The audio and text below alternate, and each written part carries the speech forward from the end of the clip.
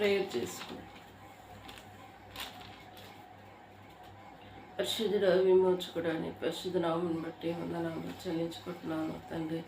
ప్రభా రాత్రంతా మాకు సుఖమైన నిద్రించా ఉదయకాలంలో ప్రభా నీ పాద సన్నిధి కూర్చుటకు మమ్మల్ని బలపరిచినందుకు వందనాలు.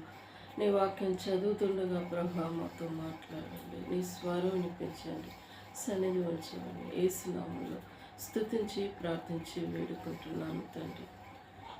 కీర్తనలు 119వ అధ్యాయం. యెహోవా ధర్మశాస్త్రమును అనుసరించి నిర్దోషముగా నడుచుకుని వారు ధన్యులు. ఆయన శాసనములు గైకొనుచు పూర్ణ హృదయంతో ఆయన వెదుకువారు ధన్యులు.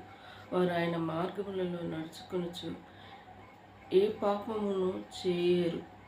4 నీ ఆజ్ఞలను జాగ్రత్తగా గైకొన వలనని నీవు మాకు ఆజ్ఞయించుచున్నావు. ఆహా, నీ కట్టడాలను గైకొన్నట్లు నా ప్రవర్తన స్థిరపడి ఉండిన ఎంత మేలు.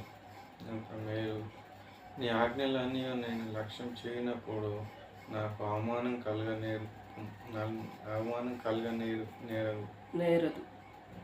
నీతిగల నీ న్యాయ విధులు నేను నేర్చుకున్నప్పుడు యథార్థ హృదయంతో నీకు కృతజ్ఞతాస్తుతులు చెల్లించెదను. నీ కట్టడలను నేను గైకొందును, నన్ను బుద్ధిగా విడనాడకుము. యవనస్తులు దేని చేత తమ నడత శుద్ధపరిచి కొందరు నీ వాక్యమును బట్టి దానిని జాగ్రత్తగా చూసుకొనుట చేతనే కదా. నా పూర్ణ హృదయంతో నిన్ను వెదికి ఉన్నాను, నన్ను నీ ఆజ్ఞలు విడిచి తిరగనీయకుము. నీ ఎదుట నేను పాపం చేయకున్నట్లు నా హృదయంలో నీ వాక్యం ఉంచుకొని ఉన్నాను. యెహోవా, నీవే స్తోత్రము నందదగిన వాడవు, నీ కట్టడలను నాకు బోధించుము. నీ నోట నీవు సెలవిచ్చిన న్యాయ విధులన్నింటినీ నా పెదవులతో వివరించదను. సర్వ సంపదలు దొరికినట్లు నీ శాసనములు మార్గమును బట్టి నేను సంతోషించుతున్నాను. నీ ఆజ్ఞలు నేను ధ్యానించెదను, నీ త్రోవలను మన్నించెదను. నీ కట్టడలను బట్టి నేను హర్షించెదను, నీ వాక్యమును నేను మరవకుందును.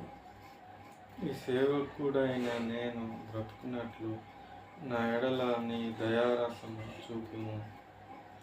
నీ సత్యవాక్యమును బట్టి నేను నడుచుకొనుచుందును. నేను నీ ధర్మశాస్త్రమునందు ఆశ్చర్యమైన సంగతులను చూచినట్లు నా కన్నులు తెరువుము. నేను భూమి మీద పరదేశినై ఉన్నాను, నీ ఆజ్ఞలు నాకు మరొక చేయకము. నీ న్యాయ విధుల మీద నాకు ఎడతెగక కలిగి చేయకము.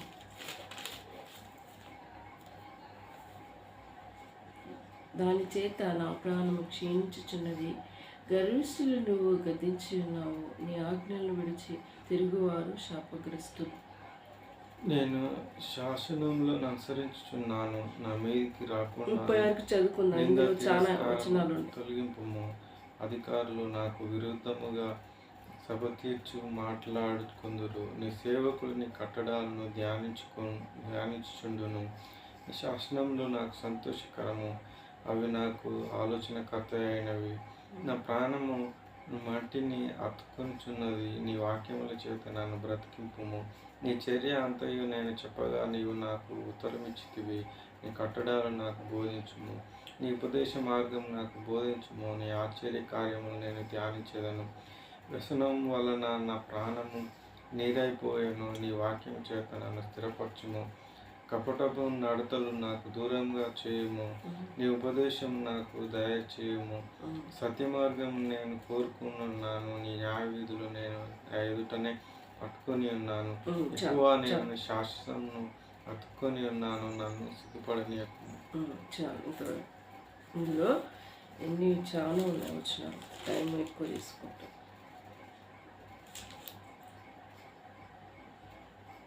175-6 వచనాలు ఉన్నాయి కాబట్టి మనము కొంచెం ఈరోజు కొంచెం రేపు కొంచెం 3 రోజులు ఇది ధ్యానించుకున్నాం. సో కీర్తనలు మరి 119వ అధ్యాయంలో చూపబడిన రీతిగా దావీదు మహారాజు ఫస్ట్ వచ్చి అలేఫ్ అని రాయబడింది. అలేఫ్ 1 నుంచి 8 వరకు ఆ తర్వాత 8 నుంచి పైన బెత్ అని ఉంది, తర్వాత గిమేల్ అని ఉంది. సో ఈ 3 దానిట్లో మనం 3 విషయాలలో 3 భాగములలో ధ్యానించుకుంటే ఫస్ట్ నుంచి దేవుణ్ణి పూర్ణ హృదయంతో వెతుకుచున్నారు. మరి 2వ వచనం, ఆయన శాసనము గైకొనుచు పూర్ణ హృదయంతో ఆయనను వెతుకువారు ధన్యులు. ఫస్ట్ మనం పూర్ణ హృదయంతో ఆయన వెతకాలి. వెతకటము మరి నేర్చుకోవాలి. వెతకరు మరి ఎప్పుడు ఎవరో చెప్తే, లేకపోతే ఏదైనా కష్టం వస్తే, ఏదో సంథింగ్ వస్తే దేవుడు ఉన్నాడా అసలు ఉంటే నాకు అనిపించడా, నేను ముక్కిన దేవుడు దొరకదు, నాకేం సహాయం చేయట్లేదు, ఈ దేవుని కన్నా ఇంకే వేరే దేవుడు ఉన్నారా? అలాంటి ప్రశ్నలు వచ్చి రక్షణలోనికి వచ్చిన వారు కూడా ఉన్నారు.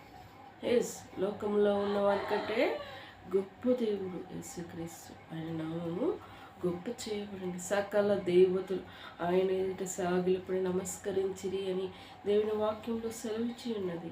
అంటే ఎవరు ఊకనే మొక్తారా? మొక్కలేదు. మొక్కే ఆస్కారం కలిగిన దేవుడు. అలాంటి పూజనీయుడైన యేసుక్రీస్తు, ఆయనలో పాపం లేదు, పరిశుద్ధుడు. పరిశుద్ధంగా మానవాళ పాపములు పోగొట్టడానికి పరిశుద్ధ జన్మము ఎత్తినాడు. ఆయన పావనమూర్తి. అంతేకాదు దేవుడు మరి యథార్థ హృదయంతో నీకు కృతజ్ఞతాస్తుతులు చెల్లించదను. మరి మన జీవితంలో దావీదు మహారాజు అంటున్న రీతిగా యథార్థ హృదయం కోరుకుంటూ ఉంటాం. మనం కూడా యథార్థ హృదయం కలిగి ఉండాలి. సపోజ్ ఇద్దరి మధ్య సంభాషణ సంభవించినప్పుడు మరి ఎదుటివానికి చెప్పడం యథార్థ హృదయం కలిగి ఉండాలి. కరెక్ట్గా చెప్పాలి. యథార్థం అంటే కరెక్ట్గా, దేవుని ఎదుటి కూడా కరెక్ట్గా ఉండాలి. యవనస్తులు దేని చేత మరి కీర్తనలు 119 చూపబడితే రీతిగా యవనస్తులు దేని చేత తన నడకను శుద్ధి చేసుకుందరో నీ వాక్యం బట్టి దాన్ని జాగ్రత్తగా చూసుకున్నట్టు చేతనే కదా. వాక్యం చేతనే మన జీవితాలు సరి చేసుకుంటాం. మన వాక్యం చేత మరి ఎక్కడైనా వాక్యం మన హృదయంలో గుచ్చుకున్నప్పుడు నిజమే ప్రభా, మా జీవితంలో ఇది ఉన్నది తీసివేయనైనా అని దేవుని కాడన విజ్ఞాపన చేసుకుంటే దేవుడు అది ఆ బలహీనత తీసివేస్తాడు. వాక్యం చదవటము చాలా ప్రాముఖ్యమైనది. సమయం కేటాయించాలి. ఇది పుస్తకం కాదు, దైవ గ్రంథం. ఈ దైవ గ్రంథాన్ని ధ్యానించినప్పుడు భక్తి ఎంతో వినయం కలిగి ఉండాలి. ఇది పుస్తకంగా చూసినప్పుడు దీని విలువ తెలియదు. ఇది పరిశుద్ధమైన గ్రంథం. దీనిని తెరిచి చదివినప్పుడు హృదయంలో ఉన్న మచ్చ డాగులు మానవుడిని ఎన్ని పాపములు చేశావో ఓ మానవుడా అది నీకు చూపిస్తుంది. ఒప్పుకోవడానికి దేవుడు పరిశుద్ధాత్మ దేవుడు అంగీకరించి నిన్ను నీ బిడ్డగా అంగీకరిస్తాడు. ఒప్పుకోవడానికి ఇష్టం చేయకుండా చదవకుండా చేసేది సైతాను పని. దాని పనే అది దేవుడి బిడ్డలు కాకుండా జీవించడానికి. ఏంది తర్వాత వదిలే ఇది చదివేది బైబిల్ చదవకుండా చేసేది కూడా సైతాను పని. ఇంకా అంతేకాదు మరి దేవుని గ్రంథంలో చెప్పబడిన రీతిగా మరి ఆయన నా పూర్ణ హృదయం 10వ వచనం, నా పూర్ణ హృదయంతో నేను వెతికి ఉన్నాను, నన్ను నీ ఆజ్ఞలను విడిచి తిరిగింది. చూసావా, దావీదు మహారాజు చెప్పుకుంటూ వస్తున్నాను, నా పూర్ణ హృదయంతో నిన్ను వెతికి ఉన్నాను అని వెతికాడు దావీదు మహారాజు. వెతుకుట మరి అడుగుడి మీకు ఇవ్వబడును, వెతుకుడి దొరకబడును, తట్టుడి మీకు తీయబడును. అడిగినప్పుడు మనకి ఏదైనా అక్కరిలో వస్తువులు ఉన్నప్పుడు ప్రభా మహిమాశ్రంలో అయితే మాకు తీర్చినప్పుడు దేవుడు తెచ్చేవాడు ఉంటాడు. వెతుకుడి అంటే ఎప్పుడు ఏ సమయంలో వెతుకుతుంటాము?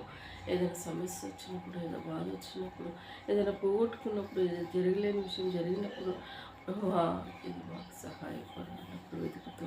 తట్టుడి అంటే హృదయము మరి ఘోరమైన వ్యాధి కలిగి దాన్ని గ్రహించగలవాడు ఎవడు అని దేవుని వాక్యంలో సెలవిచ్చింది.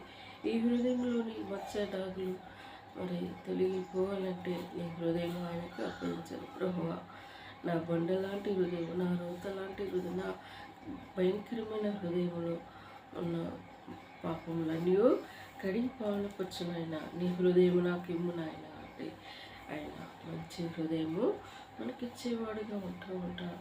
ఫస్ట్ అవి ఆ 3 చేయాలి. వెతకాలి, మరి దేవుణ్ణి తట్టాలి, మరి అడగాలి. ఈ 3 చేసినప్పుడు దేవుడు మన జీవితం మార్చబడి ఉంటూ ఉంటుంది. అంతేకాదు దావీదు మన జీవితంలో ఆయన పూర్ణ హృదయంతో దేవుని వెతికిన వాడుగా ఉన్నాడు. మన జీవితంలో వెతికేవారుగా ఉండాలని ఈ ఉదయకాల సమయంలో మరి నన్ను దేవుని మాటలు సెలవిస్తున్నాడు. మరి అంతేకాదు కపటము నడక నాకు దూరం చేయము, నీ ఉపదేశం నాకు దయచేయము. కపటం అంటే ఏంటిది? కపటంగా ప్రవర్తిస్తూ ఉంటారు ఈ లోకంలో మనుషులు. సత్య మార్గం నేను కోరుకుని ఉన్నాను, నీ న్యాయ విధులు నేను నా ఎదుట పెట్టుకుని ఉన్నాను. యెహోవా నేను నీ శాసనం అతుకుని ఉన్నాను, నన్ను సిగ్గుపడనీయకు. నా హృదయం నీవు విశాలపరిచినప్పుడు నేను నీ ఆజ్ఞల మార్గం నా పరిగెత్తుతున్నాను. కపటముగా ప్రవర్తించకుండా పూర్ణ హృదయంతో దేవుని సేవిస్తే ఆయన మనల్ని ఎక్కడా సిగ్గుపడే పరిస్థితులు రానియలేడు. ధైర్యంగా నిలబెట్టేవాడు. ఏ పరిస్థితిలో నేను దేవుడిని ఆశ్రయిస్తే దేవుడు ధైర్యపరిచి నిలబడతాడు. దేవుడి మాటలు దీవించి ఆశ్రయించుగాక. ప్రార్థించుకుని కల్ముసు. పరిశుద్ధుడ, విమోచకుడ, నీ పరిశుద్ధమైన నామాన్ని బట్టి వందనాలు చెల్లించుకుంటున్నాను తండ్రి. ఈ ఉదయకాల సమయంలో దేవా నీ వాక్యం ధ్యానించుటకు మాకు ఇచ్చిన వాక్యాన్ని బట్టి వందనాలు. నిజమే ప్రభా, యవనస్తులు దేని చేత తన నడకను శుద్ధి చేసుకుంటారు? నీ వాక్యం చేతనే కదా ప్రభా. మాకు వాక్యం ఉదయకాలంలో వాక్యం ధ్యానించుకోవడానికి నువ్వు ఇచ్చిన భాగ్యాన్ని బట్టి స్తుతిస్తున్నాను ప్రభా. ఈరోజు సమయం దేవునికరంగా ఆశ్రయంగా సిద్ధపరచండి. సులువుగా చిక్కుపెట్టే శోధన నుండి కీడపాయ నుండి సంపూర్ణంగా కాపాడండి ప్రభా. శాంతి సమాధానం లేకుండా చేస్తున్న ప్రతి పరిస్థితిని నజరేయుడు యేసు నామములో బంధిస్తున్నాను. ఇంటి చుట్టూ నీ కంచె వేయండి. ఇంట్లో ఉన్న వారిని దీవించండి. నా ఫ్యామిలీని నాయన అమ్మని నాన్నని ఆరోగ్యంతో నింపండి ప్రభా. శోధన నుండి సమాధానం సంతోషం పరిపూర్ణ చేయండి ప్రభా. వారికి ప్రేమించి ఇచ్చిన కుమార్తెలుగా కుమారుడిగా ఇచ్చినందుకు మా భవిష్యత్తు ప్రణాళిక నువ్వు తీర్చిదిద్దండి ప్రభా. నా విషయంలో కృప దయచేయండి అయ్యా. మరి గ్రూప్ 1కి సిద్ధపడటకు నీ పరులకు సహాయం సంపూర్ణంగా కృప దయచేయండి. ఇంకా బుక్స్ ఇంకేమైనా తీసుకుని ఉంటే సహాయపడునైనా దేవానికి తమ్మునికి అన్ని అప్లికేషన్ ఫిలప్ చేయట్లో అది కావాల్సిన సహాయం కూడా దయచేయండి అయినా. తను కూడా చదువుకునే వాతావరణాన్ని కల్పించండి ప్రభా. దయను పాలించండి. జాబ్లో నిలబెట్టండి. ప్రియవిడిని దీవించండి ప్రార్థిస్తూ మ్యారేజ్ విషయంలో మార్గం సరళపరచండి అయా. నీ చిత్తమే మా ఇళ్ళ జరిగించండి. గృహంలో సంతోషాన్ని నింపవని నీ పాద సన్నిధిలో వారు పెట్టుకుంటున్నాను. క్రిస్మస్ సెలబ్రేషన్గా క్రిస్మస్ సంతోషం మాకు ఆనందం పరిపూర్ణం చేయండి. ఇల్లు పెయింట్ వేయించట్లో మా హృదయాలను శుద్ధిపరచుకున్నట్లో కూడా కృప దయచేయండి. స్థుతి కలిగినట్లో పిలిచి వారు మా రక్త సంబంధి బంధువులు పిలిచుటకు మాకు సహాయం దయచి వచ్చే మనసును వారికి అనుగ్రహించండి. అంతేకాదు ప్రభా వారి స్థుతి కలిగినటకు నీ దీవెనలు దయచేయండి. నా యేసయ్య మందిరానికి మిగతా వాక్యాలు ఆపేయాలి. ఆ విషయంలో కూడా నాకు సహాయపడండి ప్రభా. ఈరోజు బ్యాంక్ కాడికి వెళ్ళాలి ప్రభా. పనికి జరుగుటకు దేవా మార్గం సరళపరచండి ప్రభా. మిగతా ఏమంటే చెల్లించి ప్యాకేజ్ తీసుకున్నటకు నాకు సహాయపడండి ప్రభా. అయ్యా దూర ప్రాంతంలో ఉన్న తిరిగి వస్తే జ్ఞాపకం చేసుకొని నమ్మకం విశ్వాసం బలపరచండి. తోడుగా ఉన్నాడు ప్రభా. అయ్యా జ్ఞాపకం చేసి నీ చిత్తమైతే మార్గం సరళపరచండి. అన్ని విషయాలు నీ దయగల చేతికం చెప్పుకుంటూ ఇంతవరకు ప్రేమించిన సమయాన్ని బట్టి స్తుతిస్తాను. నన్ను తగ్గించుకుంటూ నీ నామాన్ని నిశ్చించుకుంటూ కనుక ప్రభావం పొందమని నా రక్షకుడు నీ ప్రియ కుమారుడైన యేసు నామములో స్తుతించి ప్రార్థించి వేడుకుంటున్నాను తండ్రి. యేసు రక్తమే జయం, సిలువ రక్తమే జయం. యేసు నామం సంపూర్ణ విజయం కలుగునుగాక. అపవాది క్రియల అనంతం నాశనమగునుగాక ప్రభా.